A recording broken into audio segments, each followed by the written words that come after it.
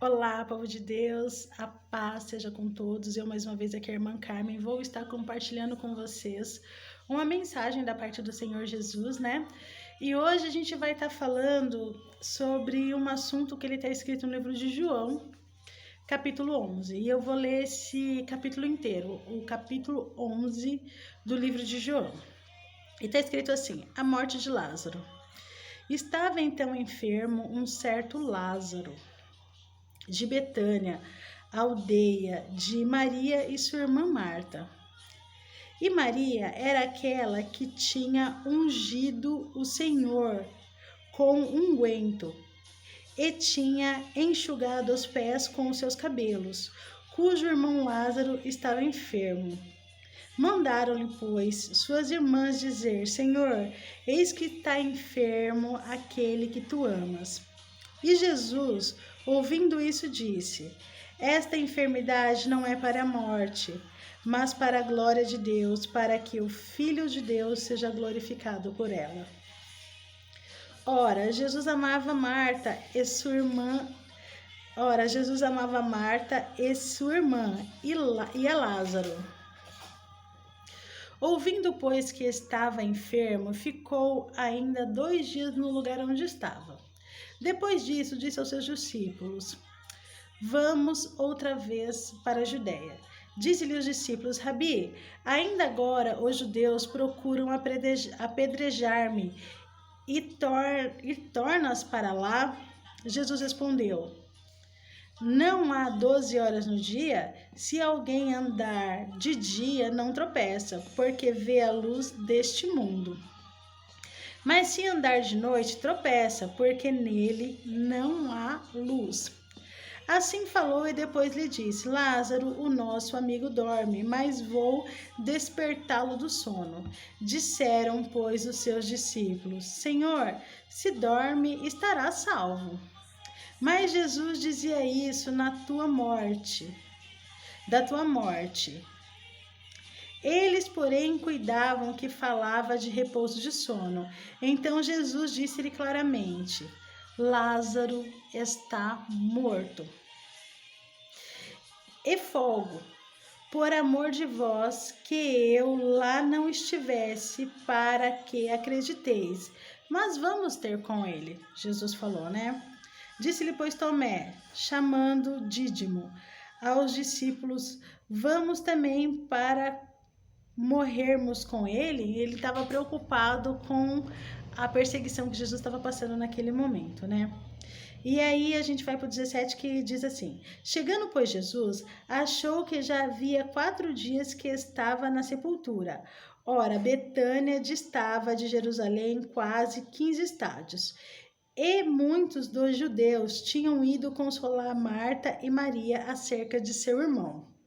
Ouvindo, pois, Marta que Jesus vinha, saiu-lhe ao encontro. Maria, porém, ficou assentada na casa. Disse-lhe, pois, Marta a Jesus: Senhor, se tu tivesse aqui, meu irmão não teria morrido. Mas também agora sei que tudo quanto pedires a Deus, Deus o fará. Disse-lhe Jesus: teu irmão há de ressuscitar. Disse-lhe Maria: eu sei que há de ressuscitar na ressurreição dos últimos dias. Disse-lhe Jesus: eu sou a ressurreição e a vida. Quem crê em mim, ainda que esteja morto, viverá. E todo aquele que viver e crê em mim, nunca morrerá. Credes tu nisto? Disse-lhe ela: sim, Senhor, creio que tu és o Cristo, o Filho de Deus, que havia de vir ao mundo. E dito isto, partiu e chamou em segredo a Maria, sua irmã, dizendo: o mestre está cá e chama-te. Ela, ouvindo isto, levantou-se logo e foi ter com ele, porque ainda Jesus não tinha chegado à aldeia, mas estava no lugar onde Marta o encontrara. Vendo, pois, os judeus que estava com ele em casa e a consolava, que Maria apressadamente se levantara e saíra, seguiram-na, dizendo: vai ao sepulcro para chorar ali. Tendo, pois, Maria chegado onde Jesus estava e vendo-o, lançou-se aos pés, dizendo: Senhor, Se tu tivesses aqui, meu irmão não teria morrido. Jesus, pois, quando a viu chorar e também chorando os judeus que com ela vinha, moveu-se muito em seu espírito e perturbou-se. E disse: Onde o pusestes? Disse-lhe: Vem, Senhor, vem e vê. Jesus chorou. Disseram-lhe, pois, os judeus: Vede como o amava. E alguns deles disseram: Não podia ele, que abriu os olhos do cego, fazer também com que este não morresse? Aí a gente vai para o 38, que fala da rejeição de Lázaro, né? A rejeição de Lázaro. Jesus, pois, movendo-se outra vez em si, veio a sepulcro, e era uma caverna, e tinha uma pedra posta sobre ela. Disse-lhe Jesus: Tirai a pedra. Marta, irmã do defunto, disse: Senhor, já cheira mal, porque já há 4 dias está morto. Disse-lhe Jesus: Não te hei dito que, se creres, verás a glória de Deus? Tiraram, pois, a pedra de onde o defunto jazia. E Jesus, levantando os olhos para cima, disse: Pai, graças te dou por me haveres ouvido, pois eu bem sei que sempre me ouvis. Mas eu disse isso por causa da multidão que está em redor, para que creio que tu me enviastes. E tendo dito isso, clamou com grande voz: Lázaro, vem para fora. E o que estivera morto saiu, tendo as mãos e os pés ligados com faixas, e o seu rosto envolto num lenço. Disse-lhe Jesus: Desligai-o e deixe-o ir. Aí a gente vai ler aqui no 45, conspiração para matar Jesus. Muito, pois, dentre os judeus tinha vindo a Maria, que tinha visto o que Jesus fizera, e creram nele. Mas alguns deles foram ter com os fariseus e disseram-lhe o que Jesus havia feito. Depois, os principais dos sacerdotes e os fariseus formaram um conselho e diziam: Que faremos? Porque este homem faz muitos sinais. Se o deixarmos assim, todos crerão nele. Então virão os romanos e tirar-no-ão do nosso lugar e a nação. E um deles, chamado Caifás, que era o sumo sacerdote naquele ano, lhes disse: Vós nada sabeis, nem considerei que nos convém que um homem morra pelo povo, e que não pereça toda a nação. Ora, ele não disse isso de si mesmo, mas, sendo o sumo sacerdote, naquele ano, profetizou que Jesus devia morrer pela nação. E não somente pela nação, mas também para ajuntar em um corpo os filhos de Deus que andavam dispersos. Desde aquele dia, pois, consultavam para o matarem. Jesus, pois, já não andava manifestando entre os judeus, mas retirou-se dali para a terra junto ao deserto, para uma cidade chamada Efraim, e ali ficou com seus discípulos. Estava próxima a Páscoa dos judeus, e muitos naquela terra subiram a Jerusalém antes da Páscoa para se purificarem. Buscavam, pois, a Jesus, diziam uns aos outros, estando no templo: Que vos parece? Não virá a festa? Ora, os principais sacerdotes e os fariseus tinham dado ordem para que, se alguém soubesse onde ele estava, o denunciasse para o prenderem. Então, eu vou falar rapidamente o que o Senhor falou comigo através dessa mensagem, né? Aqui a gente vê algumas situações. Primeiro, a situação começa com a morte de Lázaro. Aí depois a gente vê Jesus se movendo de íntima compaixão e chorando, né? Por ele ver Marta e Maria muito triste pela morte de Lázaro, mesmo ele sabendo que ele estava lá para ressuscitar, como ele diz no início do versículo. E depois a gente vê uma conspiração para matar Jesus. Então, nessa primeira parte, a gente percebe claramente, né, que Jesus, ele vai operar um milagre e que ele não está sozinho, ele está com discípulos, tem multidões, tem pessoas. Quando ele chega na casa de Marta, Maria e Lázaro, tem uma multidão de judeus, né? Tem uma multidão, e nessa multidão tem fariseus, tem pessoas que dizem ser servos do Deus Altíssimo ali presentes, vendo todo o milagre que Deus está fazendo. E aí a gente percebe aqui que Jesus, ele não estava sozinho.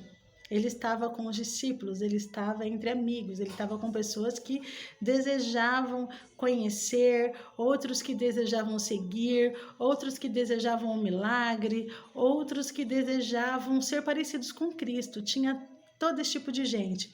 E também no meio do povo de Deus tinha aqueles que conspiravam para que Jesus fosse morto. Então isso é uma coisa que ainda até hoje a gente encontra no meio do povo de Deus. A gente encontra os amigos, aqueles que são raros hoje em dia, ainda mais nesses tempos, que eles batalham e lutam por nós, e intercedem, e oram e querem nosso bem, e são até capazes de remover pedras.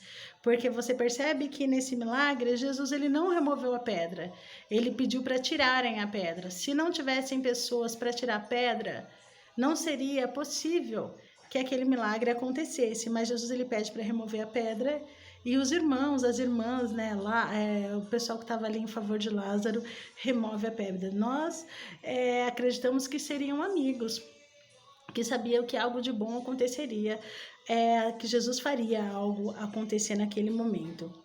E aí a gente percebe que no meio desse povo também tinha aqueles que conspiravam para que Jesus morresse.